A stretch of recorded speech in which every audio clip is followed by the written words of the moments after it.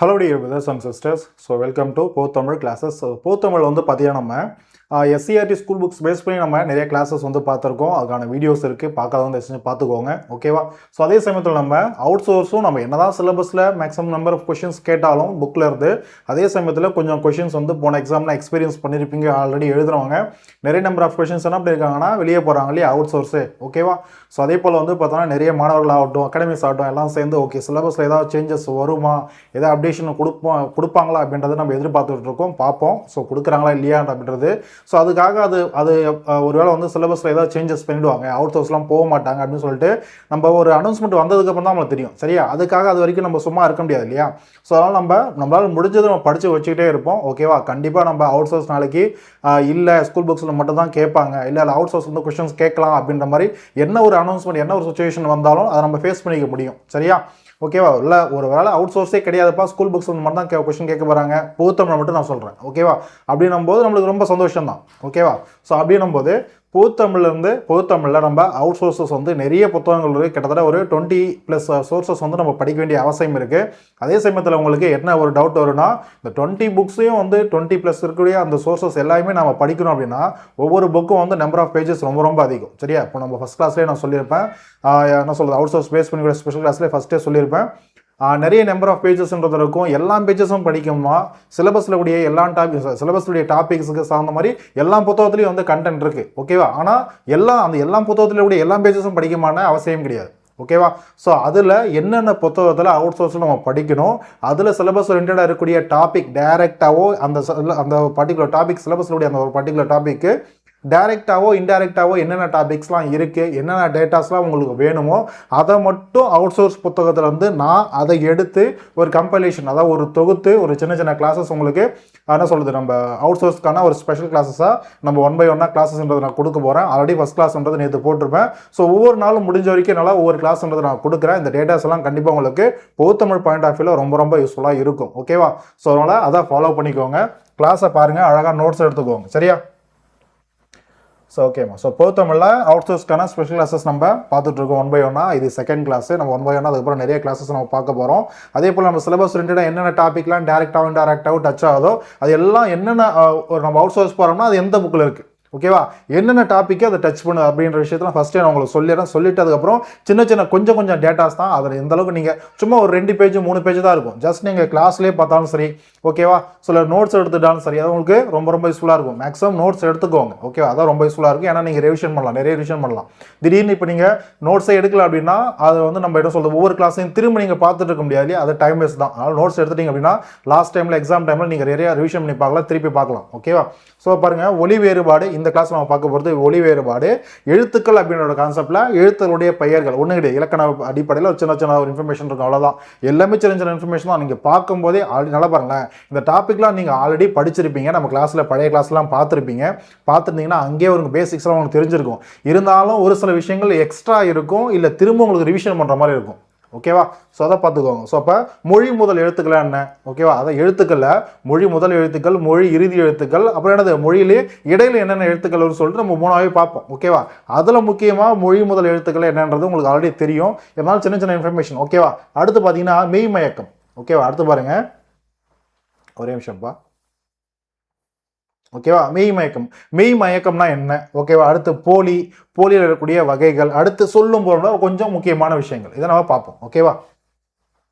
Okay, first பாருங்க, இந்த எழுத்துக்களுடைய பெயர்கள், ஓகேவா? எழுத்துக்களுடைய பெயர்கள்னு பார்க்கும்போது பொதுவாக, ஓகேவா, நம்ம என்ன பார்த்துருப்போம், நம்ம அந்த ஒலி வேறுபாடு இருக்கு இல்லையா, அதில் ரகர வேறுபாடு, அடுத்து நகர வேறுபாடுன்றது இருக்கு இல்லையா, இதில் இந்த ஒவ்வொரு எழுத்துக்கும் ஒரு சிறப்பு பெயர் இருக்கும் இல்லையா, அதை பேஸ் பண்ணி கூட ஸ்டேட்மெண்ட்டில் கொஸ்டின்ஸ் கேட்கலாம், இல்லை டேரெக்டாக பொறுத்துக்கள் கொஸ்டின் கேட்கலாம், ஓகேவா? இல்லை டேரெக்டாக வந்து பார்த்தோன்னா தனி லகரம்ன்றது எதை குறிக்குது, எந்த லாவா குறிக்குது, இந்த லாவா இந்த லாவா எதை குறிக்குது, இப்படிலாம் கொஸ்டின் கேட்கலாம் இல்லையா? எப்படி கொஸ்டின் கேட்டாலும் நம்ம ஆன்சர் பண்ணுறது ரெடியாக இருக்கணும்.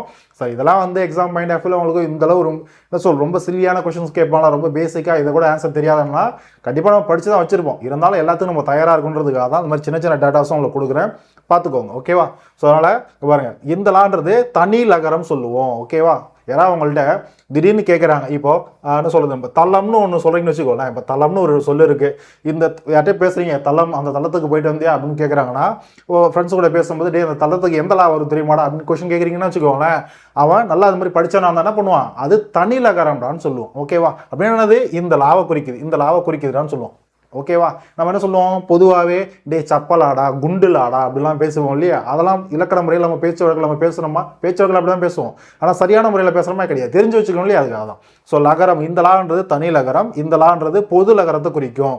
அதே போல் ழான்றது நம்மளுடைய சிறப்பு ழகரம். சிறப்பு ழகரம் தமிழ் மொழியுடைய ஒரு சிறப்பான எழுத்து ழா, அதனால சிறப்பு ழகரம். அதே போல் இந்த ழா பார்க்கும்போது எப்படி இருக்கு, மால் வந்து பிறக்கிற மாதிரி இருக்கு இல்லையா, அதை வரும் மால் வந்து இப்படி வர மாதிரி இருக்கு இல்லையா, அதனால இதுக்கு மகர ழகரம்ன்ற இன்னொரு பேரும் இருக்கு. சரியா? அடுத்து பாருங்க, இந்த மூணு சொல்லி நான் சொல்லுவோமா, மூணு சொல்லி நான் சொல்லுவோம். அதை நம்ம ஒரு ஒரு இலக்கண அடிப்படையில் ஒரு இலக்கணத்தோடு சொல்லணும்னா என்ன சொல்லலாம், அதை நம்ம டன்னகரம் சொல்லுவோம். என்ன சொல்லுவோம், டன்னகரம் சொல்லுவோம். ஏன், டாக் அடுத்து இந்த நா வரும். சரியா? டாக் அடுத்து இந்த நா வரதுனால பயன்படுத்தினால இது டன்னகரம் சொல்லுவோம். ஓகேவா? இந்த நாவை ரன்னகரம் சொல்லுவோம். ஏன், இந்த நான்றது ராக்கு பக்கத்தில் இருக்கும். ஓகேவா? அந்த வரிசையின் அடிப்படையில் ராக்கு பக்கத்தில் தான் இந்த இரண்டு சொல்லி நா இருக்கும். ஓகேவா? அதான் ரன்னகரம் சொல்கிறோம். இந்த நான்றது வந்து பார்த்தீங்கன்னா தன்னகரம், தாக்கு பக்கத்தில் இருக்கும். ஓகேவா? இத்து இந்து வருங்க, தாக்கு பக்கத்தில் இருக்கு, அதனால இது தன்னகரம். ஓகேவா? மற்றபடி இந்த ராவா இருக்கட்டும், இந்த ராவா இருக்கட்டும், இந்த ரான்றது இடையின ரகரம் சொல்லுவோம். இந்த ரான்றது கசட தபர அதில் வரக்கூடிய ரா இல்லையா, அதனால அது வல்லின ரகரம் சொல்லுவோம். ஓகேவா? இந்த எழுத்துக்களுக்கான பெயர்கள், சிறப்பு பெயர்கள், அதை நம்ம பார்க்குறோமா? ஓகே, அடுத்து பாருங்க, இன்னொரு முக்கியமான விஷயம். இப்போ 300 300 இந்த மாதிரி சின்ன சின்ன இந்த பிரித்து எழுதுகின்ற கான்செப்ட்லாம் சின்ன கலந்து அப்பப்போ சின்ன சின்ன இன்ஃபர்மேஷன் கலந்து வரும். அதே சமயத்தில் அதுக்கான விளக்கங்களும் இருக்கும், அதனையும் சொல்லிடுறோம். ஓகேவா? ஸோ இப்போ 300, இந்த 300 வந்து பார்த்தீங்கன்னா பாருங்க, முன் ப்ளஸ் 100 இருக்கு இல்லையா, இந்த 300, இந்த 300க்கும் இந்த 300க்கும் நம்ம ஆக்சுவலாக அந்த புத்தகத்தில் கொடுத்துருப்பாங்க. மாற்றி போட்டோம் இல்லை மாற்றி சொல்கிறோன்னு வச்சுக்கோங்களேன். மாற்றி சொல்லும்போது ரெண்டுமே 300 300 தான் படிப்போம். ஆனால் எழுதும்போது மாற்றி எழுதிட்டோம் அப்படின்னா பொருள் மாறுபடும். ஓகேவா? ஏன், இந்த 300 அப்படின்றது இப்போ நீங்கள் உங்கள் ஃப்ரெண்ட்ஸ் இருக்கீங்க, உங்கள் ஃப்ரெண்ட்ஸ்கிட்ட போயிட்டு முன்னாடி இருக்க உங்கள் ஃப்ரெண்ட் இருக்கான், உங்கள் முன்னாடி நின்றுருக்கான்னு வச்சுக்கோங்களேன். அவன்கிட்ட போயிட்டு நான் அவன்கிட்ட 300 கொடுத்தனே எங்கடா அது அப்படின்னு சொல்லி கேட்குறீங்கன்னு வச்சுக்கோங்களேன். 300 கொடுத்தனே எங்கடான்னு கேட்டேன்னா இந்த இது அதை நீங்கள் பேசுகிறத எழுதுறீங்க அப்படின்னு வச்சுக்கோங்களேன். இந்த 300 போட்டிங்க அப்படின்னா அதுக்கு என்ன பொருள்னா, நான் முன்பு உனக்கு 100 ரூபாய் கொடுத்தனேன்னு அர்த்தம். அப்படின்னா அது உனக்கு இதுக்கு முன்னாடி 100 ரூபாய் கொடுத்துரு, வெறும் 100 மட்டும் தான் குறிக்கும். ஆனால் அது முன்னாடி கொடுத்த 100 குறிக்கும். சரியா?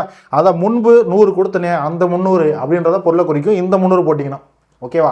இதுவே இந்த மாதிரி இந்து வர மாதிரி நூ வர மாதிரி இந்த 300ன்னு போட்டிங்கன்னா தான் 300 3 100ன்னு அர்த்தம். அதாவது 300 ரூபான்னு அர்த்தம். ஓகேவா? அதனால தான் 3 + 100 முன் + 100 300 300 அப்படின்றத கொடுத்துருக்கேன். ஓகே, புத்தகத்தில் கூடிய டேட்டா தான், பார்த்துக்கோங்க. அடுத்து பாருங்க, இப்போ ஒலி வேறுபாடு பாருங்க. ஒலி வேறுபாடுனது நகர இதுக்கான வேறுபாடு என்ன, ரகர எழுத்து வந்தால் ஒரே மாதிரி உச்சரிக்கும் போது அதனுடைய பொருள் மாறுபடும். அதே போல் லகர இதில் வந்து பார்த்தீங்கன்னா ஒரே மாதிரி தான் இருக்கும் உச்சரிக்கும் போது, ஆனால் அதில் பொருள் மாறுபடும். இதெல்லாம் வந்து ஒலி வேறுபாடு. இங்கே பாருங்க, இதுவும் இவன் தான் படிப்போம், இதுவும் இவன் தான் படிப்போம். இந்த இவன் அப்படின்னா இப்படிக்கு, இப்போ நிறைய வந்து பார்த்தீங்கன்னா நம்ம என்ன சொல்கிறது, ஒரு ஃப்ளெக்ஸில் நிறைய கட்சி சம்மந்த ஃப்ளெக்ஸ்லையோ இல்லை ஒரு கல்யாண பேனர்ஸ்லையோ இதெல்லாம் நம்ம பார்க்கணும்னு வச்சுக்கோங்க. இல்லை ஒரு சின்ன நோட்டீஸ்லையோ பார்த்தீங்கன்னா கீழே இவன் போட்டிருப்பாங்க. இவன் என்னது, இப்படிக்கு அப்படின்னு அர்த்தம். சரியா? அப்போ இவன் அப்படின்றது இப்படிக்குன்னு அர்த்தம். இந்த இவன்னா ஒரு மனிதனை, ஒரு தனி மனிதனை, ஒரு ஆண்பாலை சுட்டி காட்டுறது. இதை இவனை பார்த்தியா அப்படின்னு சொல்லுவோம் இல்லையா, அந்த ஈவன். ஓகேவா? அடுத்து பாருங்க, ஊன்னா இறைச்சி. இது நிறைய பேருக்கு கன்ஃபியூஸ் ஆகும், இது அதனால அடிக்கடி இதை நான் கொடுத்துட்டு இருக்கேன். ஓகேவா? இந்த 2 சொல்லி நான் போட்டோம்னா இறைச்சி, அதாவது மாமிசம், இறைச்சியை குறிக்கும். ஓகேவா? இந்த 3 சொல்லி நான் போட்டோம்னா பாருங்க உணவு. இதுவும் பாருங்க உணவுலையும் 3 சொல்லி நான் இருக்கா அப்படின்னு ஞாபகம் வச்சுக்கோங்க. ஓகேவா? இந்த ஊன் அப்படின்னா இறைச்சி, இந்த ஊன் அப்படின்னா உணவு. ஓகேவா? அடுத்து பாருங்க, கனி. இந்த கனினா கணிச்சு சொல்லுவோம் அப்படின்னது கணித்தல், கணக்கிடுதல், கணிதம் அப்படின்றத குறிக்கும். ஓகேவா? கணக்கிடுதல் குறிக்கும். இந்த கனி அப்படின்னா பழம், நமக்கு தெரியும். ஓகேவா? இந்த கிண்ணம் அப்படின்றது பாத்திரம். இல்லையா, அந்த கிண்ணத்தை எடுத்துருவா, பால் எடுக்கணும், வீட்டில் அம்மா சொல்லுவாங்க இல்லையா, அதுக்கு பயன்படுத்த கிண்ணம், அதான் பாத்திரத்தை குறிக்கும். இந்த கிண்ணம் அப்படின்னா துன்பம்னு அர்த்தம். இந்த கிண்ணம் அப்படின்றது துன்பம் அப்படின்றத குறிக்கும். ஓகேவா? அடுத்து பாருங்க, வண்ணம்னா நிறம், நம்மளுக்கு தெரியும். இந்த வண்ணம்னா எழுத்து. அதே போல பாருங்க, நண்பகல். பாருங்க, இந்த இன்னும் வந்துச்சு அப்படின்னா நண்பகலானது பகல் நேரத்திலேயே நடுப்பகுதி. ஓகேவா? நல்ல மத்தியான டைம், ஒரு 12 மணி நம்ம சொல்லுவோம் இல்லையா, அதான் நண்பகலானது நடுப்பகல் பகுதின்னு அர்த்தம். நேரம், காலம்னு அர்த்தம். ஓகேவா? இந்த நண்பகல் அப்படின்னா நல்ல பகல், அதான் நண்பகல். கூட்டி எழுதணும்னா நண்பகல்னு வரும். புரிஞ்சுதா? ஸோ இது ஒரு டேட்டா. அடுத்து போவோமா?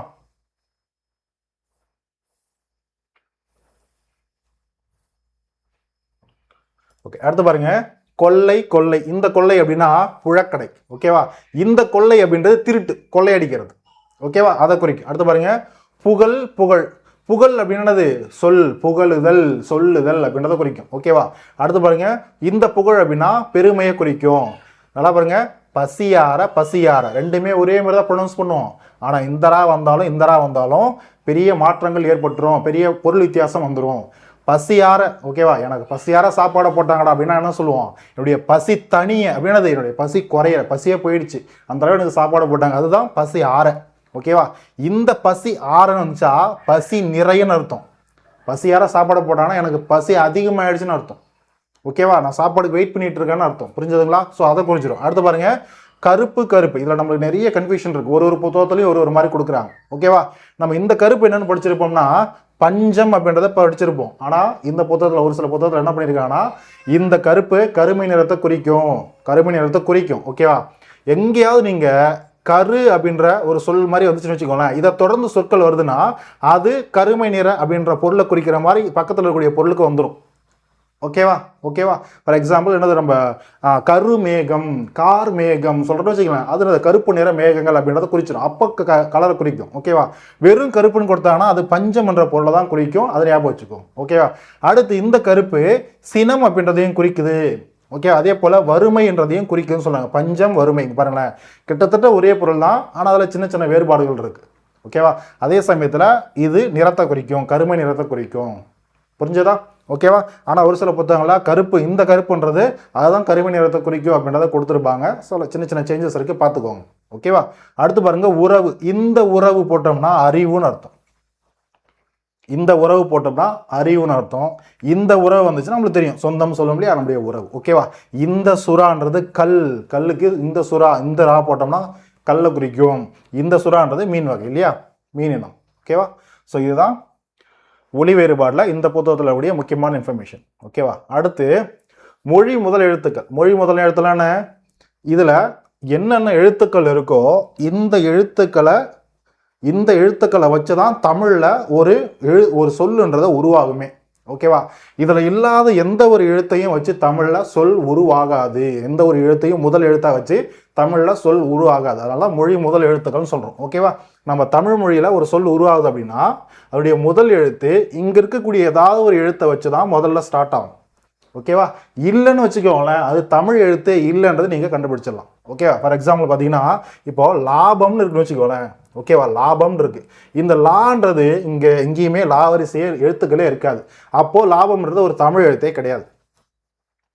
புரிஞ்சுதா? ஃபார் எக்ஸாம்பிள் இப்போ வீட்டில் அம்மா சொல்கிறாங்க, டே அந்த டம்ளர் எடுத்துகிட்டு வா. வீட்டில் என்ன சொல்கிறோம், டம்ளர்னு பயன்படுத்துகிறோமா? ஃபஸ்ட் எழுத்துனாது டாவாக இருக்குது. இந்த டாவரிசை எங்கேயாவது இங்கே இருக்கா? டா எழுத்துன்றது எங்கேயாவது இந்த டாவா அட்லீஸ்ட் டாவரிசையில் இருக்க 12 எழுத்துக்களில் டாவாக இருக்கா? எதுவுமே கிடையாது, டாவரிசையே கிடையாது. அப்போது இது தமிழ் எழுத்தா? கிடையாது. ஓகேவா, ஸோ அந்த மாதிரி இங்கே இருக்கக்கூடிய எழுத்துக்களை மட்டும் வச்சு தான் ஒரு சொல்லுன்றது தமிழில் உருவாக முடியும். ஓகேவா, ஸோ அதில் இங்கே பாருங்கள், இந்த ஆவரிசை எழுத்துக்கள் எல்லாமே இது உயிர் எழுத்துக்கள்.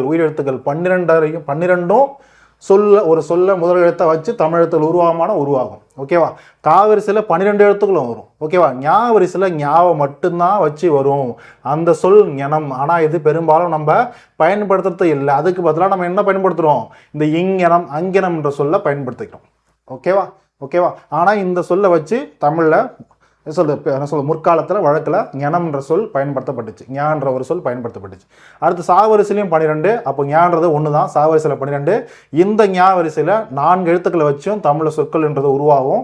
ஓகேவா, ஃபார் எக்ஸாம்பிள் நெகிழி இப்படிலாம் படிச்சிருப்போம் இல்லையா, அந்த மாதிரி. அடுத்து பாருங்க, தாவரிசையிலையும் 12, நாவரிசையிலையும் 12, பாவரிசையிலையும் 12, மாவரிசையிலையும் 12 எழுத்துக்களும் மொழி முதல் எழுத்துக்களாக தமிழில் அமையும். ஓகேவா, யா வரிசையில் 6ம் வா வரிசையில் 8 எழுத்துக்களும் மொழி முதல் எழுத்துக்களாக இருக்கும். ஸோ இந்தந்த எழுத்துக்கள்லாம் மொழி முதல் எழுத்துக்கள். இது நம்ம ஆல்ரெடி நம்ம பழைய வகுப்புலேயே பார்த்துருப்போம், இலக்கண வகுப்புலேயே நம்ம பழைய வகுப்புலேயே சிலபஸ் பேஸ் பண்ணியும் பார்த்துருப்போம், இலக்கண சீரீஸ்லையும் நம்ம தனியாகவும் பார்த்துருப்போம். ஓகேவா, இருந்தாலும் திரும்ப ஒரு டைம் நம்ம என்ன பண்ணுறோம், அதை ரீகால் பண்ணிக்கிறோம். ஓகேவா, ஓகே. அடுத்து பாருங்க, மெய் மயக்கம். என்னது? மெய் மயக்கம். மெய் மயக்கம்னு இல்லை, பக்கத்துலேயே அது பேர்லேயே என்ன சொல்லுது, ஒரு பேர் வந்துச்சு, ஒரு சொல் வந்துச்சு, மயக்கம்ன்ற ஒரு சொல். ஓகேவா, ஓகேவா, நீங்கள் யாராவது என்ன சொல்லுது, ஏதோ ஒரு பொருள் மேலே ரொம்ப அட்ராக்ஷனாக இருக்கீங்க அப்படின்னா அதை பார்த்து நீங்கள் மயங்குறீங்கன்னு அர்த்தம். ஓகேவா? அப்போது இந்த இடத்துல பாருங்கள் மெய் எழுத்து என்ன பண்ணுவானா, மெய் எழுத்துக்களில் ஒரு மெய் எழுத்து இருக்கானா, அந்த மெய் எழுத்தை பார்த்துட்டு இன்னொரு மெய் எழுத்து என்ன பண்ணுவானா, அவனும் மயங்கி அவன் பக்கத்துலேயே போய் நின்றுவான். அதுக்கு பேர் தான் மெய் மயக்கம். ஓகேவா? இந்த மெய் மயக்கம் வந்து பார்த்தீங்கன்னா உடல்நிலை மெய் மயக்கம், வேற்றுநிலை மெய் மயக்கம் 2 இருக்குது. ஓகேவா? உடல்நிலை மெய் மயக்கம் ஒன்றும் இல்லை, சிம்பிளாக நான் சொல்லிடுறேனே. உடல்நிலை மெய் மயக்கம்னா ஒரு மெய் எழுத்து இருக்குன்னு வச்சுக்கோங்களேன். ஃபார் எக்ஸாம்பிள் இப்போது இ அப்படின்ற ஒரு மெய் எழுத்து இருக்குன்னு வச்சுக்கோங்களேன். இன்னொரு மெய் எழுத்து அது இதே மெய் எழுத்து இவனை போலவே இன்னொரு மெய் எழுத்தும் பக்கத்தில் ஒரு சொல்லில் அமைஞ்சிருப்பான்னு அர்த்தம். ஓகேவா? இவன் வெளிப்படையாகவும் அமைஞ்சிருக்கலாம், இல்லை உள்ள இன்டைரக்டாகவும் மறைமுகமாகவும் அமைஞ்சிருக்கலாம். ஓகேவா? அதுனா சார் வெளிப்படையா அப்படின்னா டைரெக்டாக இந்த இ பக்கத்தில் அப்படியே இந்த எழுத்து அப்படியே இருக்கும். இதுவே மறைமுகமாக இருக்குன்னா ஃபார் எக்ஸாம்பிள் பக்கத்தில் உய்யும் அப்படின்னு ஒரு சொல்லு இருக்குன்னு வச்சுக்கோங்களேன். உய்யும் அப்படின்ற ஒரு சொல்லு இருக்கு. நாங்கள் பாருங்க, இவன் யூவா இருப்பான், ஆனால் இவன் மறைமுகமாக இருக்கான். எப்படி இருக்கான்? இ பிளஸ் ஊ தான் யூ. ஓகேவா? அப்போ உள்ள இவன் மறைஞ்சிருக்கானா, இந்த இடத்துல இவ்ன்றவன் ஈன்றவன் மறைஞ்சிருக்கானா, இதுதான். ஓகேவா? ஸோ இந்த மாதிரி இவனை மாதிரியே இவனை பார்த்து மயங்கி பக்கத்தில் வந்துடுவான். ஓகேவா? அதுதான் உடல்நிலை மெய்மயக்கம். ஓகேவா? அதுக்கான எடுத்துக்காட்டுகள் டேரெக்டாக நான் எக்ஸ்பிளைன் பண்ணிவிட்டு டேரெக்டாக எடுத்துக்காட்டு போயிடலாம். புக்கில் இருக்க மாதிரி எல்லாத்தையும் சண்டெல்லாம் ஸ்டேட்மெண்ட் டைப்பாக கதையாக எழுதினோம்னா திரும்ப ஒரு புக்கு தான் எழுதணும். ஓகேவா? ஸோ அதை பார்த்துக்கோ. ஓகேவா? உடல்நிலை மெய்மயக்கம். இதுக்கு ஒரு எக்ஸாம்பிள் பார்த்தீங்கன்னா இது பாருங்கள், பக்கம், அங்கம் பாருங்களேன், இங்கே பாருங்களேன், பாருங்க கா, ஒரே விஷயம் பாருங்க, இங்கே பாருங்க, இக்கு வந்திருக்கானா, அவனுக்கு பக்கத்துலேயே பாருங்களேன் கா வந்திருக்கான். கால இக்கு ப்ளஸ் ஆ இருக்குது. அப்போ இது பக்கத்துலேயே இன்னொரு இக்கும் இருக்கான்னு அர்த்தம், இவன் பக்கத்துலேயே. ஓகேவா? அடுத்து பாருங்க அங்ஙனம், அச்சம், பாருங்களேன் ஒரே மாதிரி இருக்கும். அந்த மெய் எழுத்துக்கள் ஒரே மாதிரி வந்திருக்கும். தாவரசை பாருங்க, நா பா. ஓகேவா? நா யா, வெள்ளம், கோவை, சரியா, பள்ளம், பற்று, கன்னி. ஓகேவா? ஓகேவா? கன்னி இங்கே பாருங்க பக்கத்தில் இங்கே பாருங்க இவன் வந்திருப்பான். உள்ள யார் இருக்கா? இன்னொரு இருக்கான் பாருங்க, அவனும் இவன் கூடவே இருக்கிறான்னு அர்த்தம். ஓகேவா? ஓகேவா? அவனும் இவன் கூடவே இருக்கான்னு அர்த்தம். அப்போது ஒரு மெய்யெழுத்தை பார்த்து இன்னொரு மெய்யெழுத்தமும் வந்து மயங்கி அந்த இடத்துல பெயர்ந்துருக்கும் ஒரு சொல்லலை. அதான் உடல்நிலை மெய் மயக்கம். அது எக்ஸாம்பிள் இந்த மாதிரி எழுத்துக்கள்லாம், இந்த மாதிரி சொற்கள்லாம் பாருங்க. ஓகேவா? ஓகேவா? இதில் இன்னொரு முக்கியமான விஷயம் என்னென்னா, மொத்தம் 12 மெய்யெழுத்துக்கள் இருக்கு இல்லையா? மொத்தம் 12 மெய்யெழுத்துக்கள். இந்த 18 மெய்யெழுத்துக்கள். இந்த 18 மெய்யெழுத்துக்களில் இந்த 2 மெய்யெழுத்துக்களும் தவிர மற்ற எழுத்துக்கள் தான் மயங்கி அதே போல் என்ன எழுத்து இருக்கோ அதே எழுத்து பக்கத்துலேயே வந்து அமையும். ஓகேவா? இந்த 2 எழுத்துக்கும் இவனுங்களை மாதிரியே பக்கத்தில் இன்னொரு இருளோ இல்லை இழுக்கு பக்கத்தில் இன்னொரு இழோ வர மாதிரி தமிழில் சொற்கள் அமையாது. அப்போ என்னது? இந்த 2 எழுத்துக்கள் பேஸ் பண்ணி தமிழில் மெய்மயக்கம் கொண்ட சொற்கள் கிடையாதுன்னு அர்த்தம். ஓகேவா? ஓகேவா? அடுத்து பாருங்களேன், வேற்றுநிலை மெய்மயக்கம். இது என்ன அப்படின்னா, பக்கத்தில் ஒரு இடத்துல என்ன மெய் எழுத்து வேணால் வந்திருக்கட்டும், அதுக்கு பக்கத்தில் அவனை மாதிரியே வரணும்னு அவசியம் கிடையாது, அவனை மாதிரியே இருக்குன்ற அவசியம் கிடையாது. வேறு ஏதாவது ஒரு மெய் எழுத்து இவனை பார்த்து மயங்கி இங்கே வந்து உட்காந்துருப்பான், பக்கத்துலேயே வந்து உட்காந்துருப்பான், டைரக்டாவோ இன்டைரக்டாவோ. ஓகேவா? அதுதான் வேற்றுநிலை மெய்மயக்கம். ஓகேவா? அதுக்கு எக்ஸாம்பிள் பாருங்கள். இந்த சொற்கள்லாம் பார்த்தீங்கன்னா உங்களுக்கு தெரியும். இதெல்லாம் எடுத்துக்காட்டு சொற்கள். கீழே பாருங்கள், வங்கம், இங்கே இருக்குது. இங்கே பாருங்கள், இங்கே இருக்கா, ஆனால் பக்கத்தில் பார்த்தீங்கன்னா கா இருப்பான். பக்கத்தில் பார்த்தீங்கன்னா கா இருப்பான். இங்கே பாருங்கள், இங்கே இருக்குது சார், அதை விட்டுருவோமே சார், அங்கே இந்த இடத்துல எதிர்க்கு வந்துருச்சு. ஃபார் எக்ஸாம்பிள் பாருங்கள், பம்பரம், இங்கே இம் வந்திருக்கான். பக்கத்தில் இன்னொரு இம்மு வர மாதிரியோ இல்லை பக்கத்தில் ஒரு மா வருது, இல்லை மாவரிசையில் வேறு ஏதாவது வருதுன்னா அதை நம்ம என்ன சொல்லலாம்? உடல்நிலை மெய்மயக்கம் சொல்லலாம். ஏன்னா உள்ள இம்முன்றவன் மறைஞ்சிருந்துருப்பான். ஓகேவா? ஆனால் அங்கே பாருங்கள், இந்த இம்மு பக்கத்தில் பா வந்திருக்கான். ஓகேவா? இந்த பா இப்பு ப்ளஸ் ஆன்னு எழுதலாமா?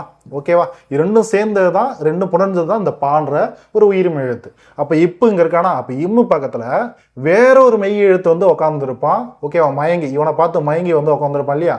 இதுக்கு பேர் தான் வேற்றுநிலை மெய்மயக்கம். இந்த மாதிரி நிறைய சொற்கள் தமிழில் இருக்குது. வேற்றுநிலை மெய்மயத்துக்கு நிறைய சொற்கள் இருக்குது. ஓகேவா? அடுத்து பாருங்கள், வங்கம், பஞ்சு, திட்பம், வெண்கலம், பாருங்க பந்து, பம்பரம், செய்தி, போர்வை, இந்த மாதிரிலாம் இதெல்லாம் எக்ஸாம்பிள். ஓகேவா? ஸோ இதில் என்னன்னா, எப்படி உடல்நிலை இவங்க 2 பேரும் வந்து வரமாட்டானுங்களோ, இவங்களுக்கு 2 பேரும் அந்த விதி பொருந்தாதோ, அதே போல் வேற்றுநிலை மெய்மயக்கத்துக்கு இக்கு, இச்சு, இத்து, இப்பு. ஓகேவா? இவனுங்க 4 மெய்யெழுத்தை தவிர மீதி இருக்கக்கூடிய 14 மெய்யெழுத்துக்களுக்கும் இந்த மாதிரி அமைக்க முடியும். சரியா? ஓகேவா? அமைக்க முடியும். இவனுங்க வந்துட்டாங்க மட்டும். ஃபார் எக்ஸாம்பிள் ஒரு சொல்ல முன்னாடி ஏதாவது எழுத்து வந்து போகுது, முன்னாடி என்ன வேணால் வந்து போகுது. என்ன சொல்லுது, ஒரு மெய்யெழுத்து வருதுன்னா அந்த இக்குன்ற மெய்யெழுத்துக்கு பக்கத்தில் இன்னொரு மெய்யெழுத்து வருமானம் வராது. ஓகேவா? வரும். எப்போ வரும்? உடல்நிலை மெய்மயக்கத்தில் மட்டும்தான் வரும். அப்படின்னா என்னது? இவனை மாதிரி இவன் வரிசையிலே ஒருத்தன் வந்து இருப்பானே தவிர, வரிசையிலே இவன் ஒருத்தன் பக்கத்தில் வந்து இருப்பானே தவிர, வேறொரு மெய் எழுத்து இக்க தொடர்ந்து வந்து அமையவே அமையாது. ஓகேவா? அதே போல் இச்சு வந்துட்டாலும் பக்கத்தில் இன்னொரு மெய் எழுத்து வராது. இத்து வந்துட்டாலும் பக்கத்தில் இன்னொரு மெய் எழுத்து வேறொரு மெய் எழுத்து வந்து அமையாது. இன்டைரக்டாவோ டைரக்டாவோ. அதே போல் இப்போ வந்துட்டாலும் அமையாது. புரிஞ்சுதாமா? ஓகேவா? ஸோ இதுதான் வேற்றுநிலை மெய்மயக்கம், அதாவது பொதுவாக மெய்மயக்கம் சொல்லுவாங்க. ஓகேவா? அப்போ ஒரு மெய்யெழுத்தை பார்த்து இன்னொரு மெய்யெழுத்து வந்து ஒரு இடத்துல மயங்கி நிற்குது, டைரக்டாவோ இன்டைரக்டாவோ, ஓகேவா, நேரடியாகவோ மறைமுகமாகவோ வந்து இருக்கான் ஒரு சொல் அப்படின்னா அதுதான் மெய்மயக்கம் நம்ம சொல்லுவோம். ஓகேவா? ஓகேவா? ஓகேவா? ஒரே மாதிரி இருந்துருச்சுன்னா வச்சுக்கோங்களேன், அது உடல்நிலை மெய்மயக்கம். என்ன மெய் எழுத்து இருக்கோ அதை சார்ந்தே பக்கத்தில் அதனுடைய வரிசை எழுத்துக்களும் இருக்கும், இல்லை அதை சார்ந்தக்கூடிய இன்னொரு மெய் எழுத்து அதே மாதிரி இருக்கும். அதான் உடல்நிலை மெய்மயக்கம். இல்லை இது வந்து பார்த்தீங்கன்னா வேற மாதிரி வேற மெய் எழுத்துக்கள் பக்கத்தில் இருந்ததுன்னா அது வேற்றுநிலை மெய்மயக்கம் சொல்லும். சரியா? ஸோ இதுதான் மெய்மயக்கம் சொல்லக்கூடிய கான்செப்ட், ரொம்ப பேசிக். சரியா? ஸோ அவ்வளோதாம்மா. அடுத்து பாருங்க,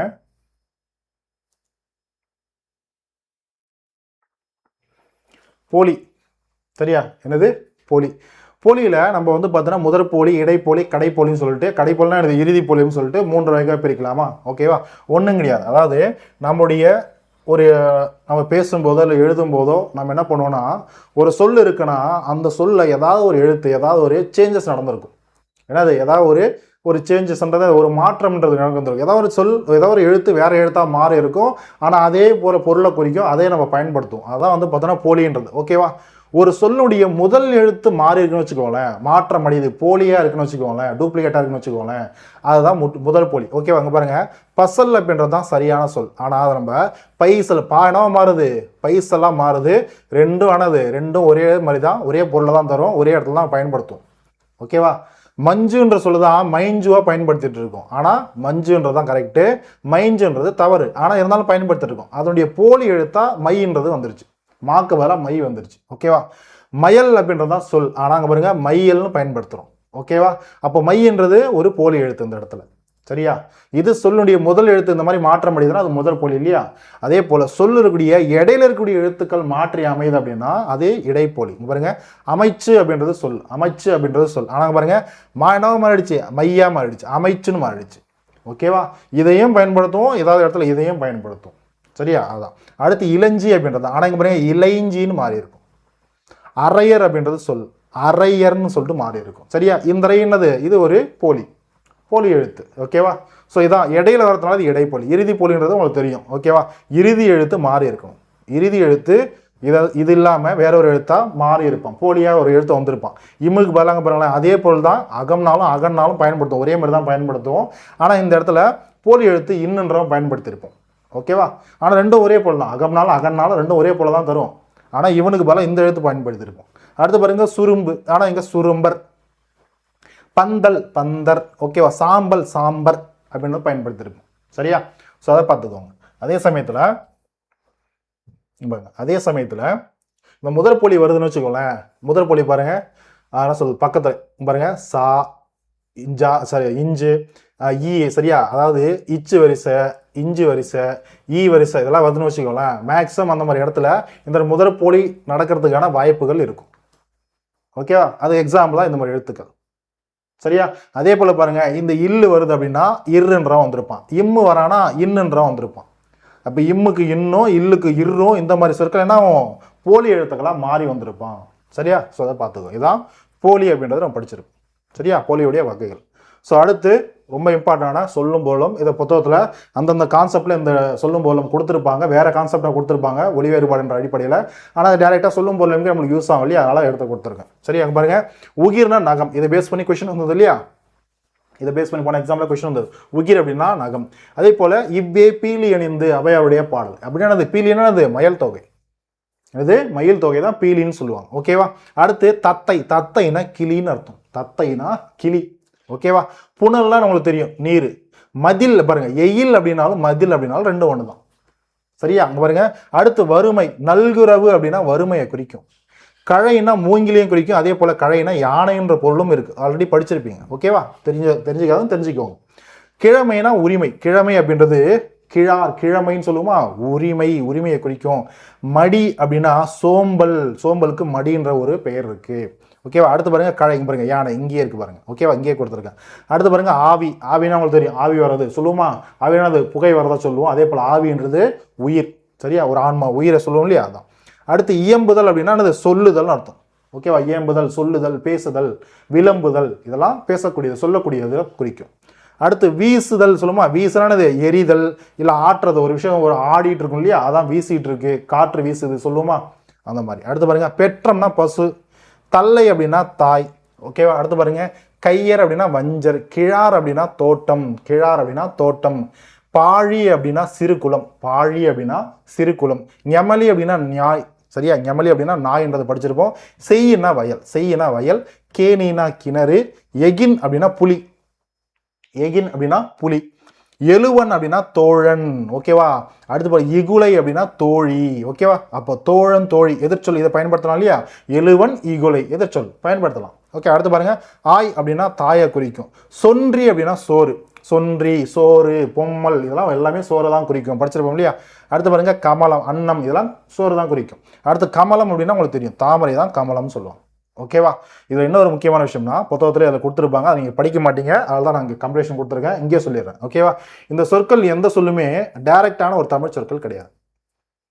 ஓகேவா, டைரக்டான ஒரு தமிழ் சொற்கள் கிடையாது. அதான் இதை நம்ம என்ன சொல்லுவோம், திசை சொற்கள்னு சொல்லுவோம்.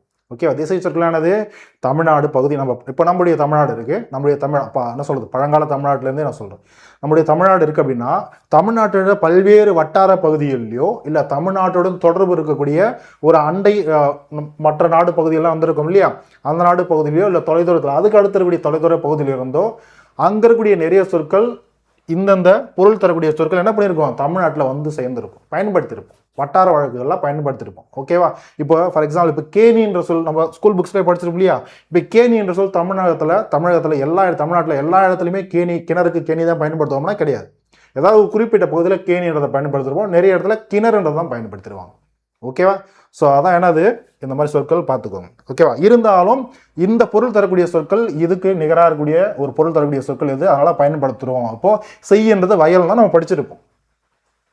ஓகேவா. கேணினா கிணறு தான் படிச்சிருப்போம். ஓகேவா. பெற்றம்னா பசுன்னு படிச்சிருப்போம். ஓகேவா. ஸோ அதுக்கான பொருள் என்ன அப்படின்றதையும் தெரிஞ்சுக்கணும் டைரெக்டாக. ஓகேவா. ஓகேம்மா. ஸோ அவ்வளோதான் நினைக்கிறேன். ஸோ இது ரொம்ப ரொம்ப இம்பார்ட்டண்டான ஒரு வீடியோ, சரியா. நம்முடைய சிலபஸை டைரெக்டாகவோ இன்டைரக்டாகவோ சிலபஸுடைய டாபிக் உங்களுக்கு கவர் பண்ணும். ஸோ அழகாக நோட்ஸ் எடுத்துக்கோங்க. ஸோ ஸ்க்ரீனில் அப்படியே பார்த்தீங்கன்னா பாஸ் பண்ணிக்கோங்க, நோட்ஸ் எடுக்கிறவங்க பாஸ் பண்ணிவிட்டு அழகாக நோட்ஸ்ன்றது எடுத்துக்கோங்க, சரியா. ஓகேவாம்மா, புரிஞ்சுதா. ஸோ கண்டிப்பாக இந்த ஒரு கிளாஸ்ன்றது உங்களுக்கு யூஸ்ஃபுல்லாக இருந்திருக்கும். ஸோ இதே போல் வந்து பார்த்தீங்கன்னா என்னென்ன அவுட் சோர்ஸஸ்லாம் இருக்கோ அந்த அவுட் சோர்ஸ்லேருந்து சிலபஸில் கவர் ஆகிற மாதிரி முக்கியமான வந்து டாபிக்ஸ்லாம் கவர் ஆகிற மாதிரி என்னென்ன இருக்கோ அந்த கண்டென்ட்லாம் எடுத்து இதே போல் கம்பைலேஷன் பண்ணி நான் கொண்டு வரேன். அதை அழகாக காப்பி பண்ணிக்கோங்க. அதே போல் ஆனால் சொல்கிறது நம்ம மெட்டீரியல் குரூப்பில் ஜாயின் பண்ணுறவங்களுக்கு இந்த பிடிஎஃப் அப்படியே கொடுக்குறேன். அழகாக பிரிண்ட் அவுட், நீங்கள் நோட்ஸ் எடுக்க வேண்டிய அவசியம் கிடையாது, பிரிண்ட் அவுட் போட்டு அழகாக நீங்கள் ரிஃபர் பண்ணிக்கலாம். ஓகேவா. ரிவிஷன் பார்த்துக்கலாம், சரியாம்மா. ஸோ மறுபடியும் நம்ம அடுத்த இன்னொரு பார்ட்டில் பார்க்கலாம். So thank you.